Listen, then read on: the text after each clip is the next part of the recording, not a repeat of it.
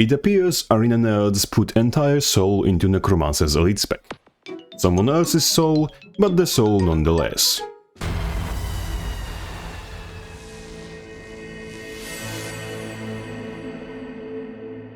Greetings, Dark Lurkers, here's the spec. As Ritualist you get special Shroud, which lets you summon 3 spirits. Your skill 2 summons Spirit of Anguish, which immediately blasts the enemy with damage and applies a debuff that makes the target take extra damage from your spirits and minions. Your skill 3 dazes an area and summons a Spirit of Wanderlust that knocks down everything in said same area when it's summoned, and spawns a pulsing damage field that chills, weakens, slows and applies vulnerability. Your skill 4 summons a Spirit of Preservation that heals in AoE around you when it's summoned, granting vigor, protection and cleansing conditions, and that first heal can replenish your normal health bar through Shroud. Your 5th skill in Shroud lets you shadow step to a target area, and ports all of your spirits with you, sort of like Shift Signet. Your spirits linger on the battlefield as long as you stay in Shroud, and auto-attack once every 3 seconds, targeting either whatever's in range or what you targeted and hit with your Shroud 1 skill, which is your typical Shroud auto-attack. You can sacrifice spirits that are currently on the battlefield, and each has its own sacrifice with its own respective cooldown. Sacrificed Spirit of Anguish explodes, dealing damage to enemies and granting Might and Fury to allies. Sacrificed Spirit of Wanderlust fears in AoE around its location, and Sacrificed Spirit of Preservation explodes, giving Aegis resistance and stability. Skill-wise, Ritualist gets enchants that give effects AoE like Venoms, but they are stronger on the caster than on all the remaining targets.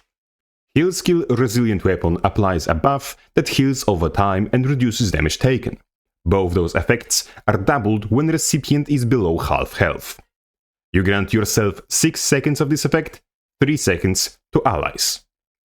Splinter Weapon grants stacks of effect that makes all your successful hits hit again in a small area around initial target.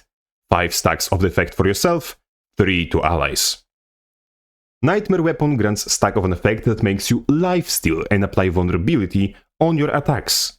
Again, 5 stacks for you, 3 for all allies. Remedy Weapon grants effect that removes conditions every second, which lasts 5 seconds on self and 3 on allies. Weapon of Warding breaks stun on cast and grants effect that blocks attacks, 3 stacks for yourself and 1 stack for allies. When stacks run out, it grants regeneration and protection. And the elite skill, Zinray's Weapon, grants an effect that will automatically heal target back up after it receives damage, and makes you automatically lifesteal from whatever hit you. This activates on instances of damage larger than 5% of effect holder's HP, and it can't prevent going down state. You apply 2 stacks to yourself and 1 stack to allies. Receiving this effect stun breaks your allies. Trait-wise, Ritualist receives, first and foremost, 10% life force for summoning anything, either that's a minion, a spirit, or his own skill issue, which bodes very well for me specifically. In first column of traits, first trait makes your spirits teleport to you before every auto-attack, so you can position them by positioning yourself.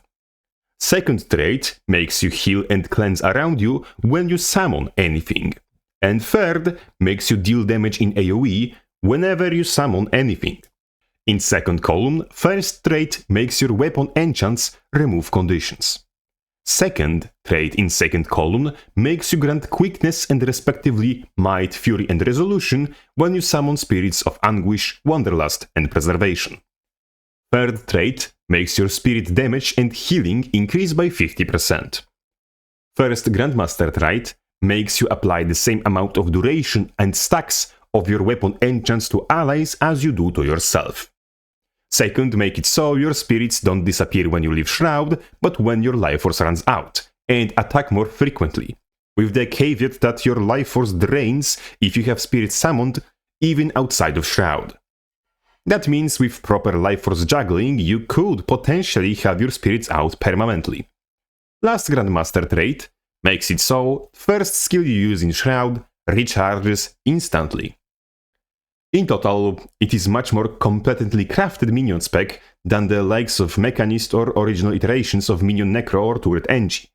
There's of course the undeniable power of invincible summons, but it's juxtaposed by the fact that they can only be summoned by casting spells that are a little too valuable to just fire and forget, on top of being only available in Shroud.